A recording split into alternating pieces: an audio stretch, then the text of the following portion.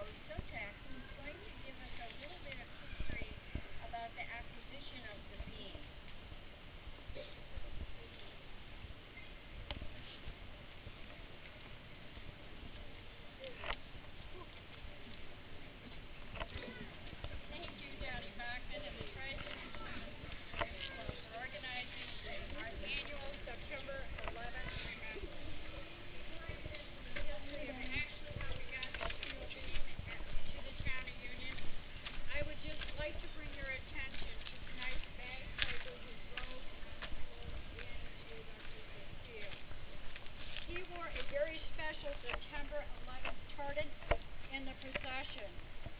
These colors represent blue for the Hudson River, green for Central Park, and the two black stripes were to honor the memory of the Twin Towers. Our special thanks to Marty DeBalt for playing for us tonight. In December of 2009, the town was contacted by the Tri-Cities Women's Club.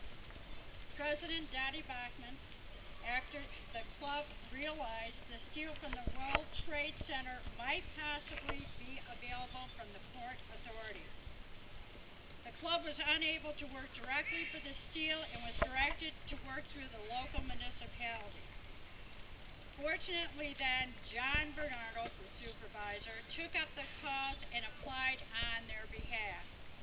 But until August of 2011, when the steel was finally delivered to the town of Union by John Kosak Trucking Group, there were many emails, letters, contracts, and paperwork, many thoughts and plans, many hands to put this all together.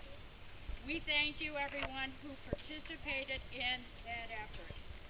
In January of 2010, Supervisor John Bernardo sent out the original letter of request to the Executive Director of the New York Port Authority. His letter described the Remembrance Garden and its purpose and requested a beam that would be mounted in a concrete base designed to come out of the ground at an angle as to weather with time under the beautiful crown forest of oak trees here. By March of that year, Supervisor John Bernardo had received word that the 10-foot steel I-beam would be received. The steel beam number is 0005B. It was put aside and reserved for the town of Union in its current condition and left to be seen as is. John Michael Jr. and his father eventually picked up our piece in 2011. I would like to bring John Michael Jr. up so he can tell us about the trip and how he brought the piece to the town of Union.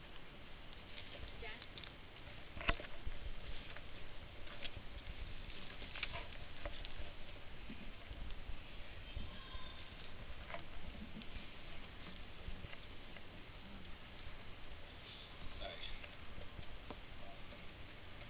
In my business, a trip to New York City is a trip to New York City. Kind of thought that this would be the same type of a deal. My mom, who takes care of a lot of the planning, asked me if maybe she should give them a call down there to see what time we could be down there. I said, yeah, tell them what time we'll be there. She made the calls, and it wasn't telling them what time we'd be there. There was quite a process that we had to go through. First, they wanted to make sure that we were fully insured. There were several emails and phone calls, back and forth, and finally, I think it was about a week and a half to 10 days later, they allowed us to come down.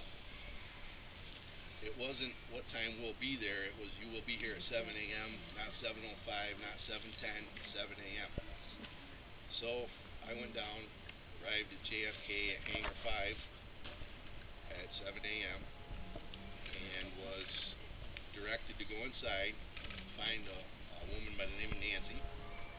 Nancy directed me to a security place where I was fingerprinted, patted down, pretty much x-rayed from head to toe. When I finally passed through that, about an hour had passed, and they allowed me to go into the hangar. When I drove through the gate to the hangar, I don't remember hearing anything, I don't remember seeing anything. It was a feeling I never felt before. There were pieces everywhere of the Trade Center, just piles of it. It was something that I really can't even describe in words. They put the piece on my truck, watched me tie it down to make sure that I knew what I was doing pretty much, and away I went. Now you get the feeling as you're going down the road with that piece, and you kind of get that eerie feeling. I noticed as I was going down the Van Wyck Expressway, everyone was looking at me, and I really don't like to draw attention to myself, but they were looking and kind of waving and waved back. Several NYPD cars would go by me and just look at me, either give me the thumbs up or wave or nod or tip their hat. I got onto the Cross Bronx Expressway, and if you've ever been in New York around 9 a.m., the Cross Bronx Expressway looks like a big, huge parking lot. 4 lanes just stopped, and I was sitting there. I was playing with the radio, actually, and I hear the chirp of the New York Police Department, and I look over, and he's on my passenger side. Well, being a truck driver, my first thought was, oh, no, not He motioned for me to roll down the window. I rolled down the window, and he said, where are you going? I said, upstate New York. He says, well, whereabouts? I said, town of Union. I said, outside of Binghamton. He said, is that right? And he's looking back at the piece, I could just tell by the look on his face what he was thinking. He kind of chuckled, and he said, all right, kid, he says, time for you to get out of the city. He says, I'm going to put my lights on. He says, you stick close to me. So let's get out of here. Well, I wish that I had that guy in front of me about 100 times since that trip. I went across the George Washington Bridge faster than I ever had. When I got to the end, he pulled over, gave me the thumbs up, and waved. And it was right then and there that I knew what an honor it was to bring that piece.